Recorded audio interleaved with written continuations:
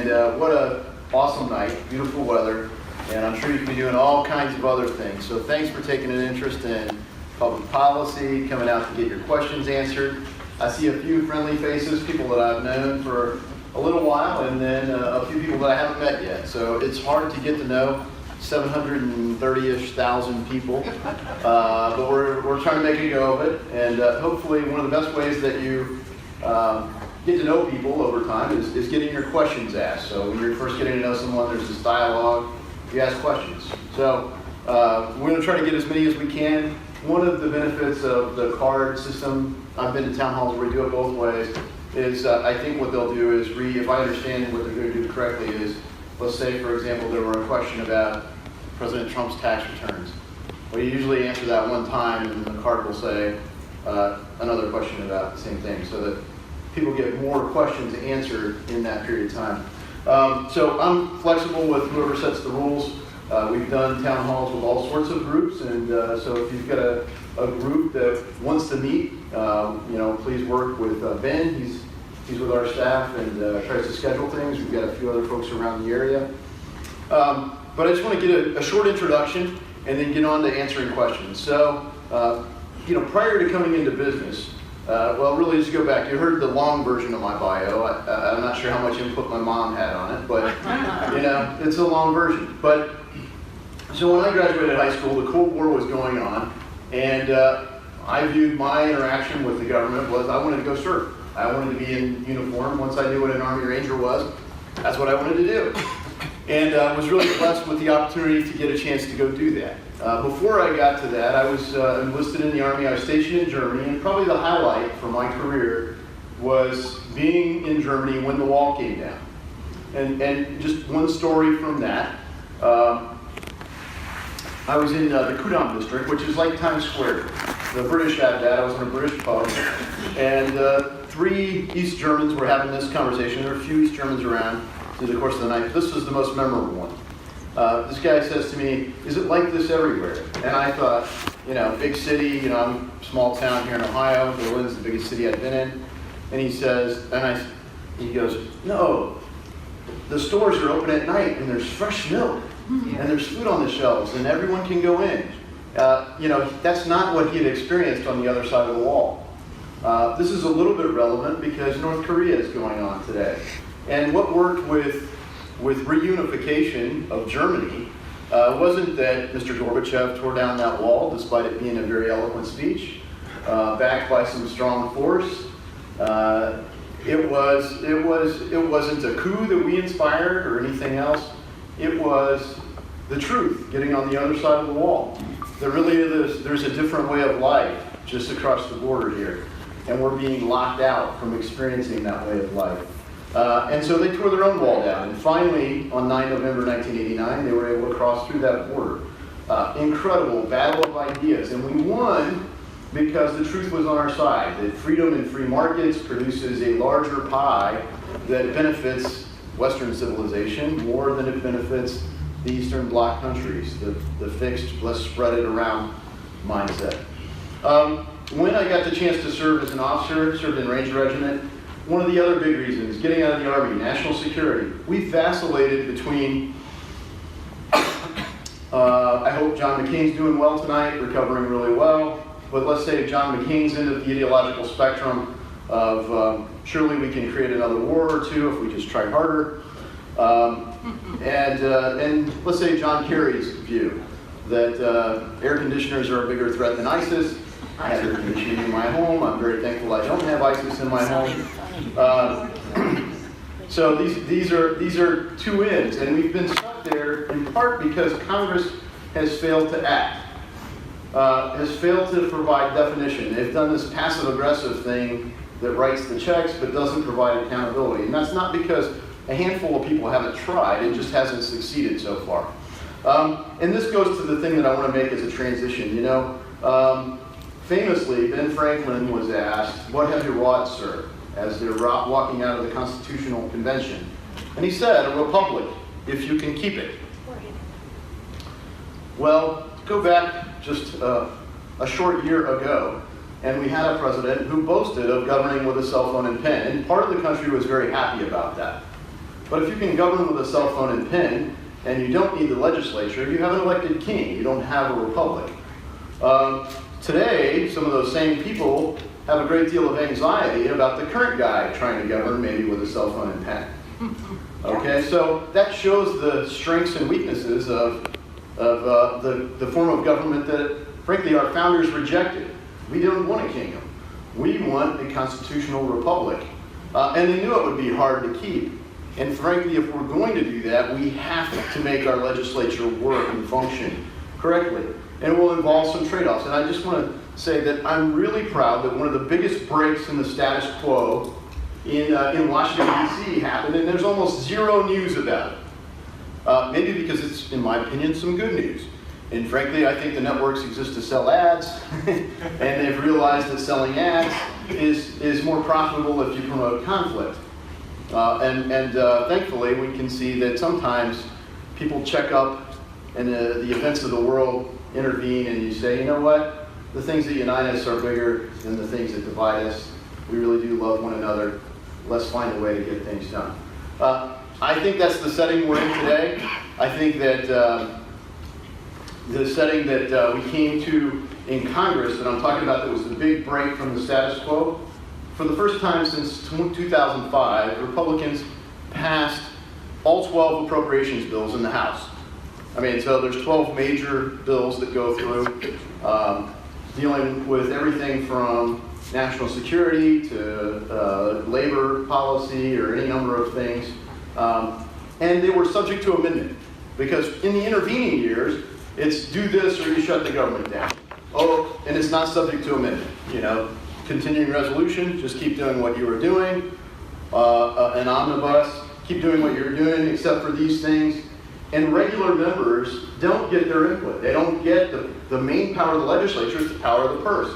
And when it's not subject to amendment, then that voice is quashed. You don't get the voice from the rest of the districts, by and large. You don't get to steer the bureaucracy that's trying to govern by cell phone and pen. And so while this process for me had some things that it should have done that it didn't, and it did some things that I wish it didn't, I can say we had some good wins in it. I can say that it was collaborative. It was subject to amendment. And some of the things that really mattered a lot to me, we were able to weigh in on and move forward. And that brings me to where it is today, as is so much public policy right now. Well, it's headed to the Senate. And there's all these things. That's where good bills go to die. But frankly, in all seriousness, if you look at the House has passed an incredible percentage of the things that people campaigned on and won. So the winning messages in the 2016 election, the House has passed these things. Now, in my opinion, they should have been bigger, bolder, more assertive, more in line with our party platform, more in line with what we promised voters we would do. And in the House version, they've fallen a little short of that. There's solutions that we need for big problems that aren't going to get passed with one bill. And we have made a real dent in some of those. But some that I'll address, certainly due to questions, get no press. Just like this gets no press, that the House has made it. Because what happens? The media talks about conflict. And the House has made a lot of this progress. And the Senate has not. So, in all seriousness, maybe I can talk to Senator Portman, Senator Brown, get a one-day internship, find out what they do over there.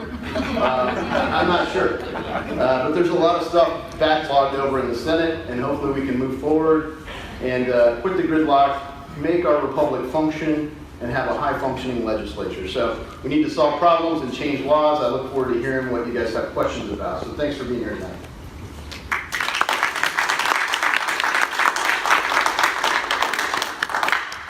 I'll have to use one of these microphones so that they can hear the questions being read. So if you don't mind, I'll sit here. Absolutely. And, we just, everybody has submitted on my now, so. Okay. We have a lot of questions, so we'll have to try to be fast about this. Where in the Constitution does it say the federal government can regulate health care? Okay, good question. Where does it say? So if you look at what the one of the biggest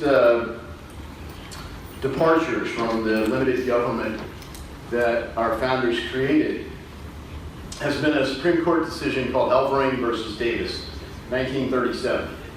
And that decision basically said that you can do the general welfare clause. So it distorted the meaning of the general welfare clause of the Constitution to mean anything that the federal government deems is good for you.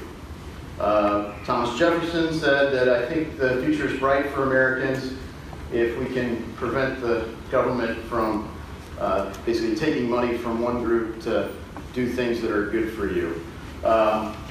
So if you go to the enumerated powers, I think Madison knew what the enumerated powers are. Those are in Article 1, part of the Constitution that deals with the legislature. Section 8 of Article 1 lists the enumerated powers, and there's nothing that deals with healthcare in it.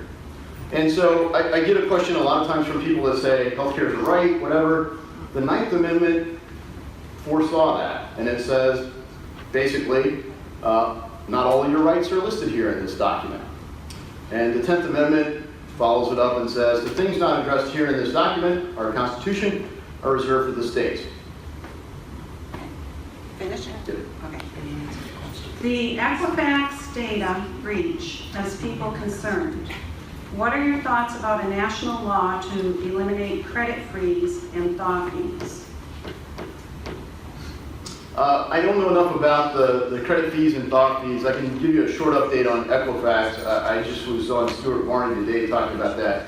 I'm on the House Financial Services Committee, and you know, frankly, one thing that is consistent, every lawmaker I've talked to is outraged about the data breach with Equifax. We have a couple things that we're concerned about. One, cybersecurity is a big deal. Two, there's a set of facts, or at least a set of public information so far that gives the appearance that there was a data breach. Then there were 2 million shares traded by executives, and then it was disclosed to the public. That has an appearance of fraud to me. That has an appearance that is of deep concern. So their CEO is in high demand to meet with the Securities and Exchange Commission, the Federal Trade Commission, Consumer Financial Protection Bureau, the House Financial Services Committee, and the House Energy and Commerce Committee, and the Department of Justice. So I think there's a lot of agreement that we need to deal with Equifax.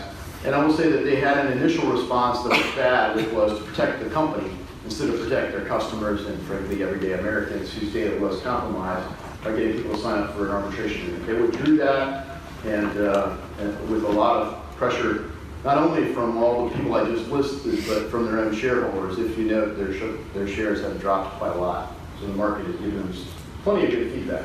Okay. And when will the global currency reset happen? I'm not sure what is meant by global currency reset. Okay. We'll go on. We're staying on the U.S. dollar. Okay. We go on? Sure. Countries such as India, China are accepting cryptocurrencies. And some states, such as Connecticut, have also, I guess, accepted cryptocurrencies. When will cryptos be approved in the U.S.?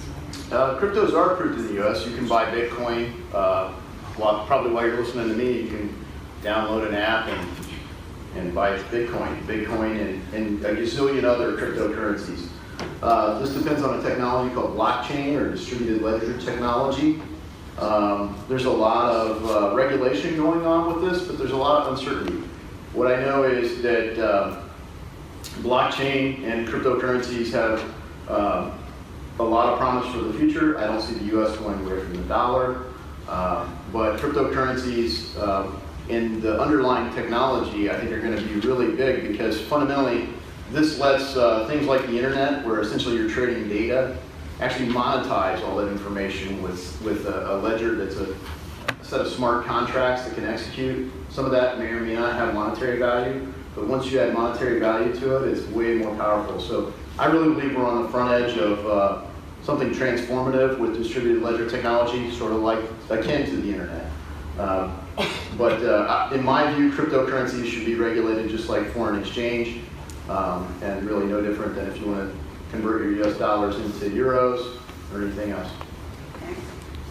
It appears there are accounts at the Federal Reserve banks and Treasury using our names and social security numbers.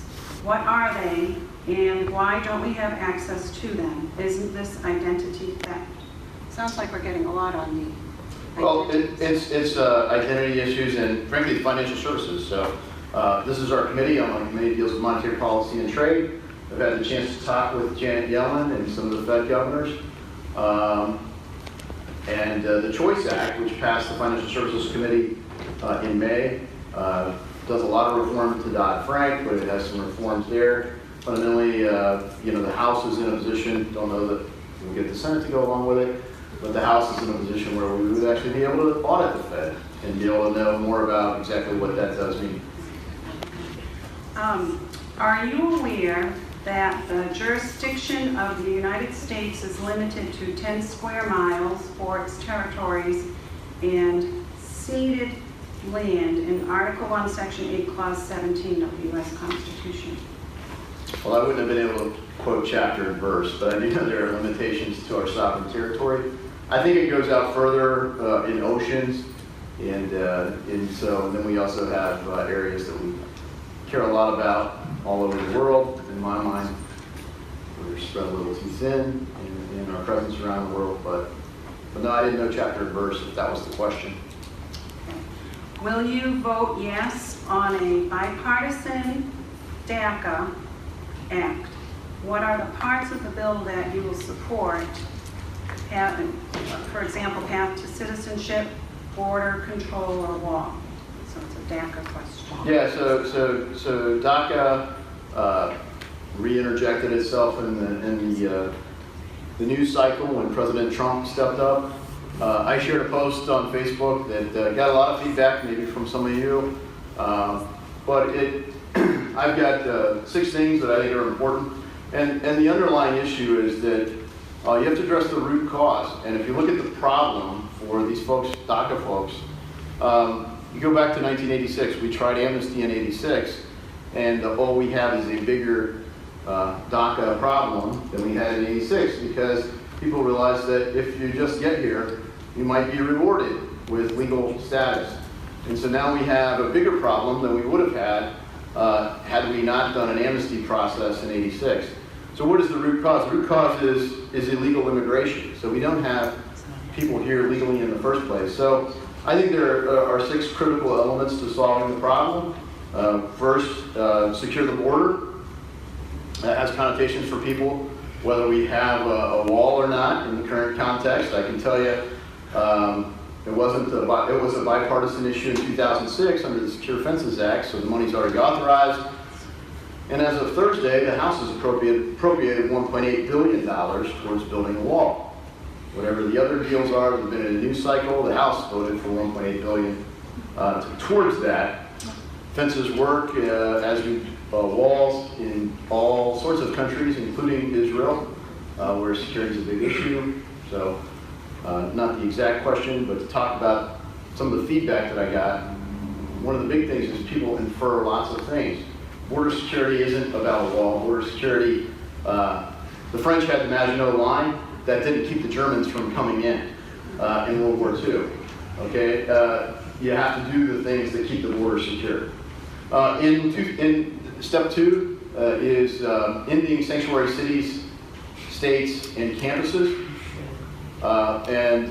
In my view, that would look something like the Attorney General having the authority to notify a city, state, or campus that they're in violation of this, and up to 100% of federal funds for every dime of federal dollars being turned off by the Office of Management Budget until they decide to comply. The U.S. border is U.S. policy as a national security issue. National security should be nonpartisan. And sanctuaries breach that because there isn't an enforceable border between Ohio and California. Number 3, in my view, we need to end birthright citizenship when neither parent is an American. And I always illustrate this by talking about British folks. It's terrible. Wow. So if you think about Why is the King of England known as the Prince of Wales? Well, because at one point there was a deal struck where an Englishman was the king, and the next king was supposed to be born in Wales.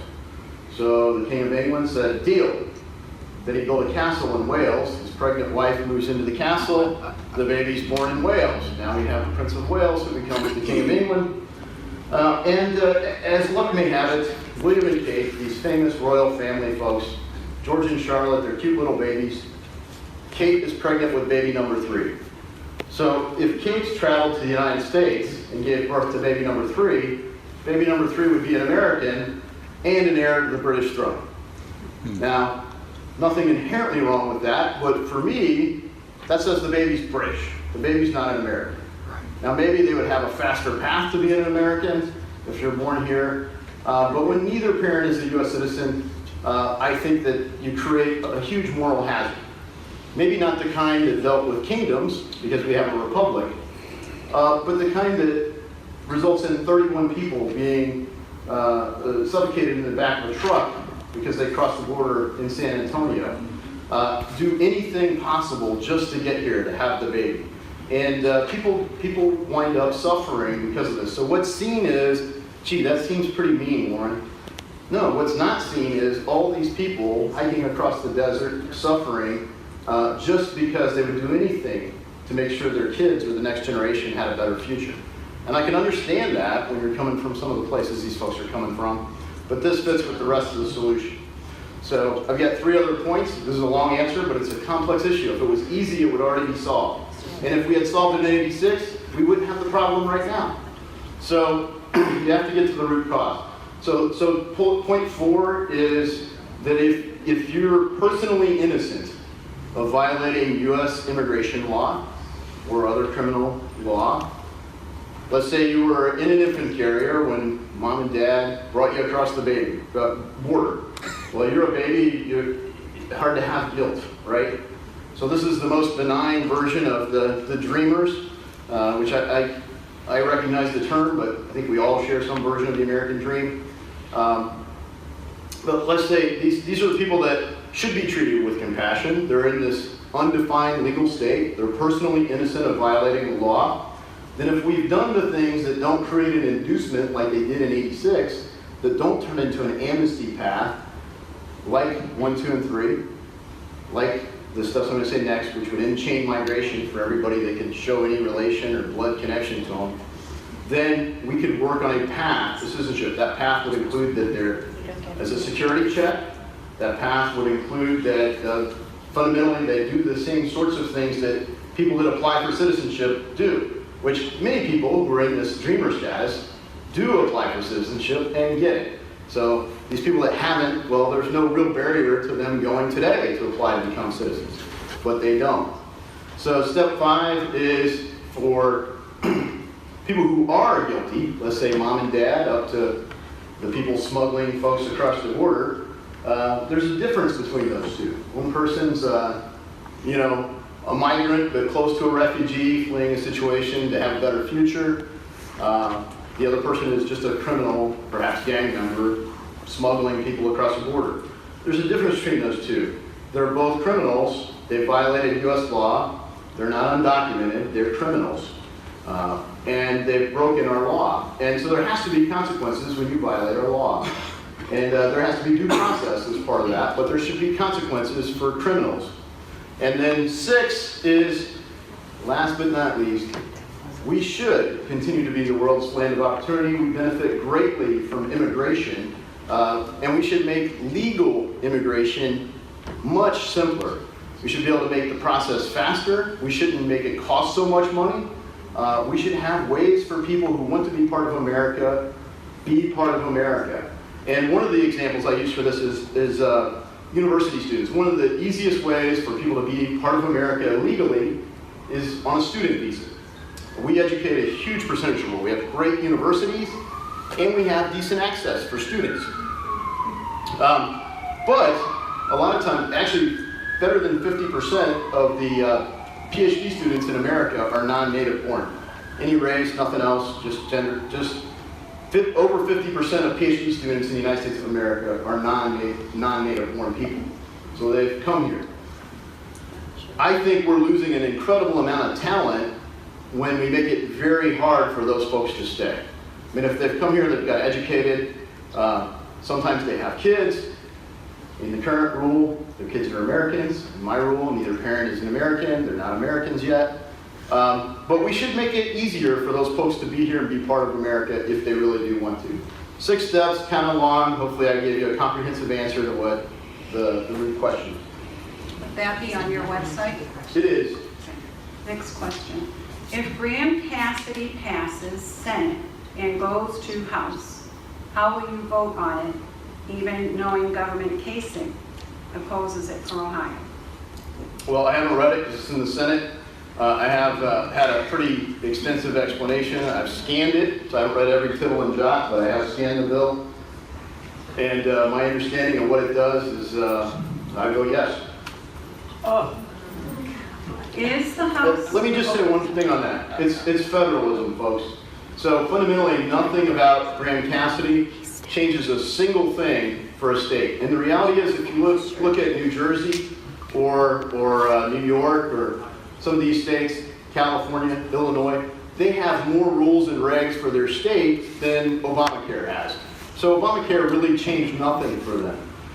If you look at Ohio, Ohio has increased their Medicaid spending by 43% just by doing this. Our state legislature knows this is a budget time bomb, and the state's only putting $1 in, not even a full dollar, to get more than $9 of federal money. And it's already a budget time bomb for Ohio. This is blowing up the federal budget. Even if it were, we can't afford it. And so Graham Cassidy simply says, Cliff Notes version, governors, you have to govern. Work with your legislatures. If you want to have single payer in Vermont, well, by God, have single payer. If in Ohio you want to have something close to the single payer, to a free market solution, go as free market as you can live with. If you want to have 0 pre-existing conditions covered, have at it. But good luck getting reelected governor, because most of the people want these things.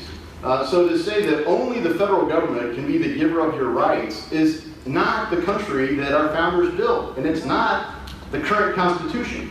And I will say that with respect to that, there is a path to make it part of the current Constitution. And it's not a living Constitution where you can reimagine it and just decree it because you got a black robe on. It is you amend it. Just like we amended the Articles of Confederation, we agreed to be defended by a standing army. At the federal level, we could agree that we want to do something differently in the framework of the Constitution. And we would do that by amending the Constitution. You can think, wow, that's an incredibly high bar. Yeah, it's meant to be. But it's not meant to be that California and Vermont can't do something totally different than Ohio and New Hampshire, or Maine, for example. This is federalism. We have a big, diverse country, and we have a Constitution that lets it be that way. And when we try to say one size fits all and you shall be governed by this freaking pen, that is not the country we have. Is the House supporting Senator Portman's legislation to stop human trafficking? Yes. Isn't it time for Congress to stop the Russia investigation? Too much tax money is being wasted. I think that separate from the executive branch's investigation, the legislature has had an investigation in the Senate Intel Committee and the House Intel Committee. And I think we're learning a lot of things about Russia's involvement in foreign affairs, not just in the United States, but globally. And I think we should study that and learn everything we can about it. And I think we need to go back as far as we need to understand where that influence lies. And the same folks that are very focused on it being a witch hunt for the current president are scared to death that it might go back 2 weeks later and cover the former president, who is proven to have actually wiretapped Trump Tower. So,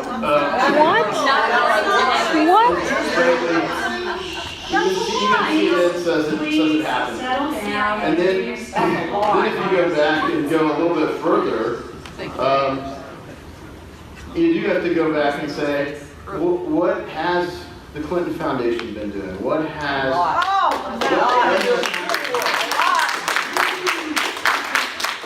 it that someone could be not guilty who smashes Blackberries with hammers and destroys servers with a huge bit? all right. Is there no violation of law here? So I think that absolutely we should continue to investigate and we should unearth all of the threats to our sovereignty and security. Why won't the Senate forego breaks and get something done? And are all of Trump's cabinet nominations approved yet? Nowhere near Trump's cabinet nominations are approved. I think Terrible. there's no one other than Tillerson at State. You know that. There's no one other than Carson at Housing and Urban Development. They're slow walking every nominee. Normally the process is you confirm a few top level cabinet secretaries and then they vote for them in blocks so that the State Department can get their team, or the Treasury Department can get their team, or the Department of Education can get their team. So there's a big slowdown on that in the Senate. What is the Senate? Why won't they work through breaks? You know, I can tell you that the House, it's a good question, the House didn't. It wasn't because people didn't suggest. And I will say that one of the big things that the House did do in July was we said if we're going to hit our deadline, if we're going to pass our appropriations bills before October 1st, we got to change the process. So a guy named Tom Graves from Georgia proposed doing something different than we normally do. That got us a path that the conference bought into enough. The speaker said, what do you guys think? Most of the conference said, do it. So Chairman Rodney Frelinghuysen, a pretty moderate guy from New Jersey, said, we'll make it happen. The Appropriations Committee worked, 12, 18-hour days all through July to get it done. And then we took a whip count. And the whip's like who rounds up the votes. And the whip count came back, we didn't quite have enough votes. People were like, yeah, I don't know. Except part of the problem with the whip count was we would have to stay one extra week into August. I'm not saying that's why. The whip count was short. There were some other genuine concerns about it, so I don't want to speak for other people. I was a yes, and I was happy to stay there through August. But what I did is in July, I talked to the speaker and said, we need to have this done. I mean, it's one of the most important ways we keep our republic is we get this appropriations process back and we change the status quo.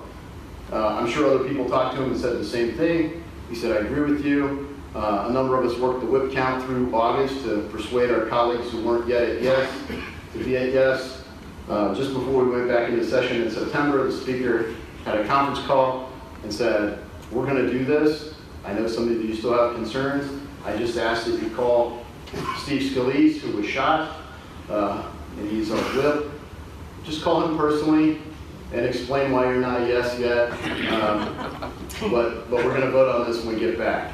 And so we didn't get everyone in the Republican Party. I'm not sure how many people we got in the Democratic Party on this, but we did pass all 12 appropriations bills.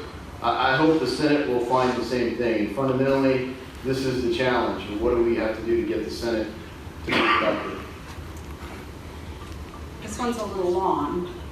Current tax policies create negative incentives on things we want more of by taxing income, investments, and business. Some GOP leaders, such as George Shultz, have suggested shifting the tax burden instead to tax carbon emissions, something we want to discourage. Would you support such an approach, I guess meaning to tax carbon emissions? No. Next one is not really a question, but maybe they want you to comment on HR 257 having to do with hate speech to take away our freedom of speech. I'm not familiar with HR 257. I will say that generally hate speech is redundant. So, and this is one of the big ways that liberals have changed. So if you look at classical liberals, they would defend the First Amendment. They would defend your ability to say whatever, including like the ACLU defending people that they clearly disagree with in every way to say things that they disagree with. But now you've got this ideology that's left of liberal, the far left. And they view speech that they disagree with as microaggressions, and therefore, in the last poll I saw, 20% of college students now believe that if they're offended and they feel that the speaker has committed a microaggression against them, that violence is now merited. I would say this has got new names and new labels, but essentially, if you go back to the Civil Rights era, Martin Luther King was a classical liberal. He wanted people to be judged by the content of their character. He was a non-aggression guy. He marched peacefully. He was treated incredibly inappropriately. He was treated with violence, disrespect, not just words, but actions. But he continued to practice his view, and he did it peacefully. Malcolm X, however, who Martin Luther King rejected, was left of liberal. He felt with the Black Panther Party that they should resort to violence. And sometimes that happened. I don't think our country was better for that in the 60s. I do think our country to this day is better for the kind of life Martin Luther King lived.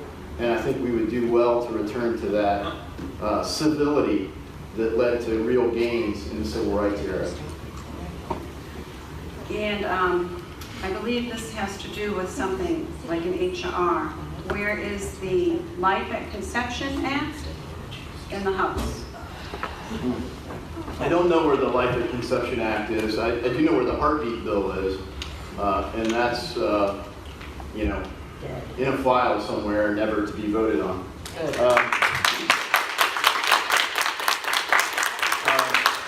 I don't applaud, frankly. I think our founders had it right and said in the Declaration that we are endowed by our Creator with certain inalienable rights. Among these are life, liberty, and the pursuit of happiness. So I personally think Roe v. Wade is one of the biggest and most shameful things our country's done. And I hope that we can vote on some pro-life legislation soon. Or should I say again, because just Thursday, we were able to vote on appropriations bills. And the House voted to defund Planned Parenthood, the biggest provider of abortion in America. Everybody on both sides that we don't want any noise in the hall. Please let the congressman finish his speaking without, keep the noise level down, please, on both sides, please. Okay, we're all here, both sides are here. We all want to express our encouragement for certain issues, and we cannot let one side do it and not the other. So everybody, please just hold your applause, hold your comments, and just try to stay as quiet as possible, please. Thank you. We have another pro-life question if you want to continue on that theme. Yep. How will you ensure the full range of preventative reproduction contraceptives in Clark County should you defund Planned Parenthood? Yeah, so hopefully Planned Parenthood's defunded. I hope the Senate's meeting right now and they just passed a House bill. That'll be great. And so, what happens to women? Well, most women are covered by insurance. Some women are not. And Planned Parenthood provides a range of services that is more limited than any number of other women's clinics. So if you look at the map, we provided a post on it recently, and maybe we can do something else on this soon, that shows, under what Republicans have proposed, where would the funding go? And frankly, it's like 10 times as many options as there are Planned Parenthood. And in the same vein, do you believe healthcare is a basic human right or is a privilege for those who deserve it? Well, I think it's a false narrative, but I do think that, as I said before, let's say that if I take the premise and say healthcare is a basic human right, I think you would have to go back to our declaration and say that our founders recognized that we were endowed by our Creator with certain inalienable rights, among them are life. If it was an inalienable right, it would originate from a right to life. So I hope everyone in the room can agree we have a like right to life. I would like to ensure that that includes all human life, which would include babies. But if you look at this, then it goes back to the exact same framework. The Ninth Amendment makes clear that the federal Constitution doesn't recognize all the rights that might be construed, and the 10th Amendment says the ones reserved to the states. If Graham Cassidy should pass, I think we'd have a nice 50-state experiment about what states recognize and what states don't recognize. Perhaps over time that will produce the momentum to actually amend our Constitution and do it the way it's designed. One thing you wanted to do on repeal of the ACA was to repeal the taxes on the taxpayers making over $200,000 grand. While the CBO stated that if the ACA was repealed, thousands of the middle class would pay more for health care.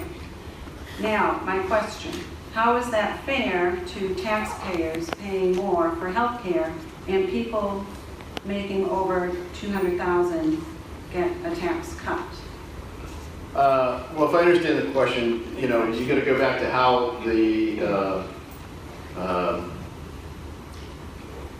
Affordable Care Act was structured. It was paid for, well, it really wasn't paid for, but it was proposed to be paid for with 10 years of taxes and I think 6 years of spending. So that should tell you that we can't afford it. We get 6 years of benefit and 10 years of taxes. That was the optimistic view of what Obama said it was going to cost, and frankly what Kasich said would happen in Ohio when he reached past our legislature and said we're going to find a way to do it. He said it was going to cover 400,000-ish Ohioans, and in reality it covers about 750,000 Ohioans. That is nearly $10 billion difference in Ohio, and it's massive at the federal level in the gap. So while I think the most important thing to do is turn off the spending, let's go back to the taxes, which is at the root of the question. Fundamentally Marxism is the idea that haves versus have-nots, traditional Marxism. And so there's few things that were more in that vein in modern legislation than the tax system that was put in place on Obamacare.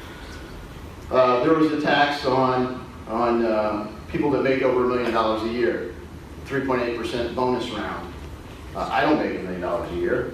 I assume most of us in the room don't make $1 million a year. But if you did, apparently it would be okay if we just voted on it to just take an extra $38,000 from this guy, man or woman, who made $38,000 a year. So these are or made $1 million a year. So this is at the core the biggest class warfare concept. So when people say, gee, if you turn the taxes off for Obamacare, it unfairly benefits the rich. Well, that's who was targeted by the Obamacare taxes. And so I think dismantling it means that you turn it all off. And frankly, the worst tax of them all was decreed by a black-robed guy named John Roberts, who decided that the individual mandate wasn't really a mandate, it was just a tax. And I think we definitely need to turn that off swiftly. Dear Congressman Davidson, you have put considerable effort. And pay more taxes than the rich get the tax cut. Door's right here. You have put considerable effort into trying to have an executive order or other legislation enacted regarding religious freedom. You have cited same-sex couples adopting as an issue. How has your religious freedom been impeded upon? And that's capitalized, meaning it's a personal question. How has your religious freedom been impeded upon? Yeah, so good question. And so why would I pursue a religious freedom executive order? One is to undo a different executive order. So fundamentally, you don't need an executive order to do things that ought not be done, but we have one. And so I've simply asked, along with 50 plus of my other colleagues, to effectively reverse these executive orders. So let me explain for those who don't know an example that I've used. When Obama campaigned in 2008, he wouldn't publicly acknowledge or hadn't yet personally decided whether gay marriage should be the law of the land or not. By the time he left office, the Supreme Court had had the Obergefell decision, and President Obama had issued numerous executive orders. And one of those says that you can't hire federal contractors unless they actually agree with you. How's this carried out? If you're a chaplain whose faith, let's say Catholicism or evangelical Christian, says we don't recognize same-sex marriage as biblical Christianity, then you can't be awarded a federal contract. So where our military has a shortage of chaplains, sometimes they contract them. So this means that Catholics and evangelicals can't have chaplains effectively of their faith. So they're being deprived of religious liberty. The Catholic Church is active not only with, hopefully someday, putting an end to legal abortion, and they're active with how to help people that are pregnant, that don't want to have the baby, that don't want to care for this baby. They're active with adoptions because fundamentally they want every child to be wanted and to have a home. Lots of Americans believe this, but the Catholic Church has charitable organizations that place babies with adoption. The babies they place don't have to go to families who are Catholic, but they do only place babies with married heterosexual couples. Because of that, they're being denied the ability to renew their licenses and perform adoption. And so I think every American is harmed when we infringe the liberties of the Constitution, our First Amendment rights. Can I say that I personally was trying to adopt a baby and couldn't? Can I say that I'm on active duty anymore? No. And these are things that are far short of changing what the Supreme Court decided or decreed. What accomplishment, legislative or otherwise, are you most proud of? Well, okay, so what accomplishment, legislative or otherwise? I'll tell you, the most powerful moment of my life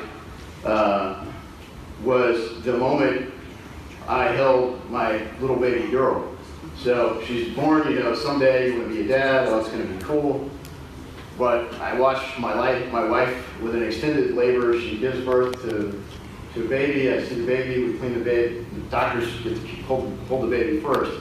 And then they give the baby to me to carry to mom. And I'm like, whoa, you know, this is the most precious thing I've ever held in my life. I mean, and you know, you wonder what's it going to be like to be a dad. And I'll tell you, that's the biggest surprise of my life. I mean, it's like, wow, this is amazing. So when I look at powerful moments, that was it. Now, I can think of any number of other things I'm proud of, and I'll just touch on legislation, you know, for a little bit. And I can say that one of the big things that I can look at over the past year, as a new member of Congress, I didn't know what it would take to be involved and engaged in our policy. But within the first few weeks, we got an amendment passed that said, don't draft our daughters. I personally would like for the federal government to not draft people without, or not even require registration for a draft for a long period of time. After a big process, that wasn't going to pass. But I think most Americans last summer would have been surprised if there was some, hey, now women have to do what men have always had to do.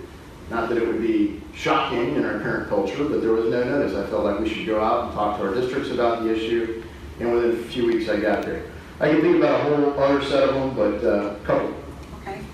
And you want to get the federal budget under control. Why do you keep writing blank checks to defense? Yeah, so good question.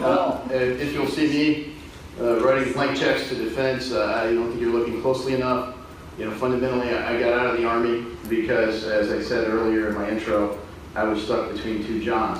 I think they're both crazy, not in the psychological sense, but in their policy positions. I don't think we should be building empires around the world, and I also don't think we should be reading Miranda rights on a battlefield. I don't think when I was on active duty, I would have jumped in to defend the United States of America anywhere in the world, but I'm not really excited about the idea of trying to build a democratic republic of Iraq, or a democratic republic of Syria, or fighting and winning a civil war in Yemen.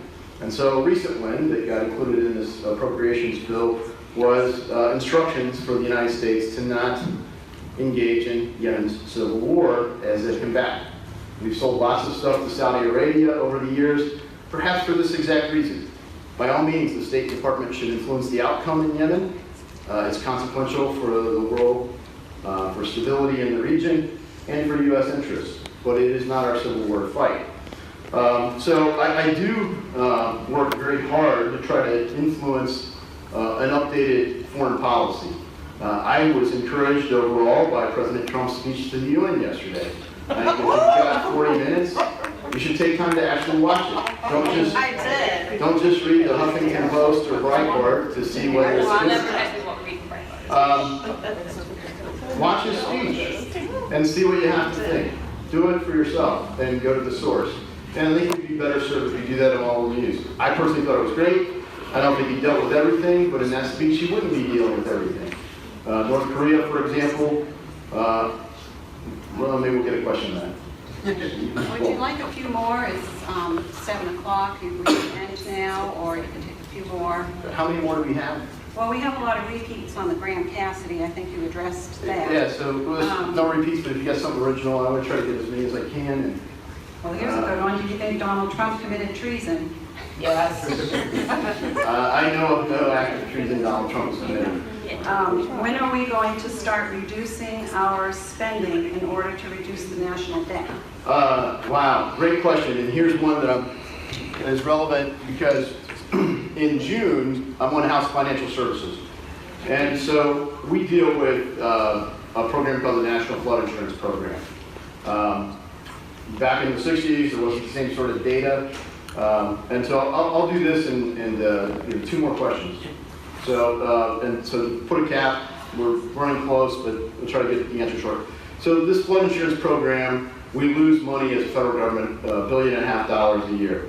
And over and above, whether we have a national flood insurance or not, and we have big things like Harvey or Sandy or whatever else, the federal government still spends lots of money, right?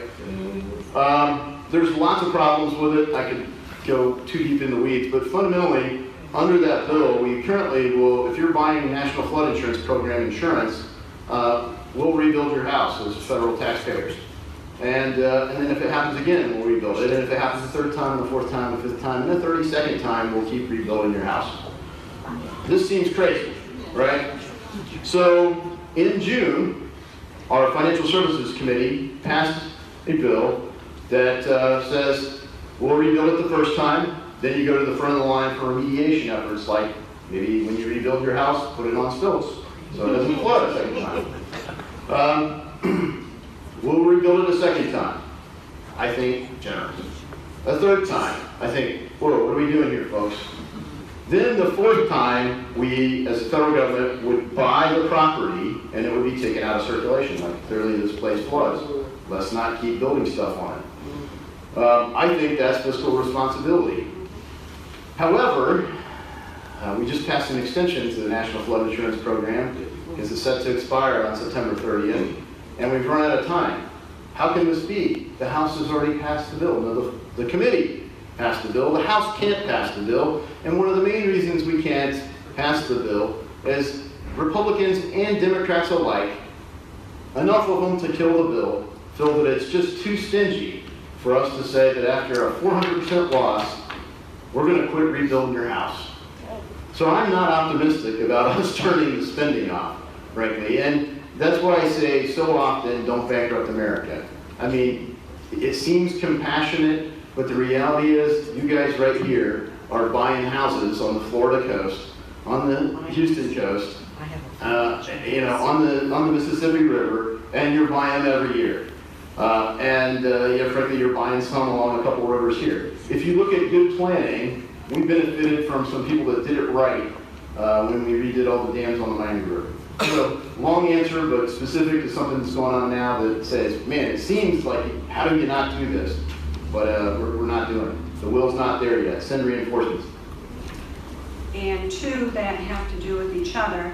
Will you make a statement condemning white nationalists, neo-Nazi, and armed militia parading in our cities and threatening people of color, LGBTQ, and Jewish people? And will you condemn Antifa? Yeah, good question. I think it's a good one to wrap up on. I'll be around for a little bit afterwards, and I know some other folks got to go. I want to respect the people that came here and had a time commitment, and thank you all for hosting me. I did do that on our social media sites, and I will say, look, if you follow our Constitution, these folks who aren't violent have freedom of speech. They have freedom of assembly. But that doesn't mean we have to agree with them. I think the media sells this conflict, and they make it bigger than it really is on either side. It's not like everybody that voted Democrat last year has got their black mask ready to go, and they're joining Antifa or the brown shirts from the Mussolini era, or any number of activities from that ideology, Marxist ideology. And it's also not like everybody that voted Republican in the last election, or frankly everybody that owns a Confederate flag, which I disagree with and personally find offensive, is somehow a white nationalist racist that is looking to purge our culture of everyone that doesn't have pure white blood. If you look at Hitler, Hitler was even more racist. It wasn't even enough to be white, you had to be Aryan, And if you look at his hatred for Jews, it was so deep. One of the iconic pieces of art that they used in propaganda was this Jewish worm that was crawling over the earth.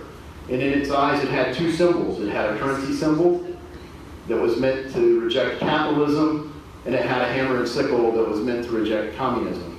What he did was create a populist movement, and he united right-wing and left-wing authoritarians. And if you look at where we're headed today, we're headed in a scale of authoritarianism. We're headed in a scale that pushes us towards right-wing authoritarianism or left-wing authoritarianism. And this is a system that our founders rejected. Our founders said, we will have something different. If you go to the far minimalist, you have anarchy, which is non-functional. It never actually exists because somebody turns into order. More often than not, that turns into an authoritarian system. The novelty of history, the bright light, this shit city on a hill that Reagan spoke of so eloquently, was the United States of America, where we created a constitutional republic, if we can keep it. I think it's why it's so incumbent that we actually fight, not one another, but for a change in the status quo, which is pushing us towards these authoritarian poles, and we preserve the country that we were blessed to inherit, a republic, if we can keep it. So God bless y'all.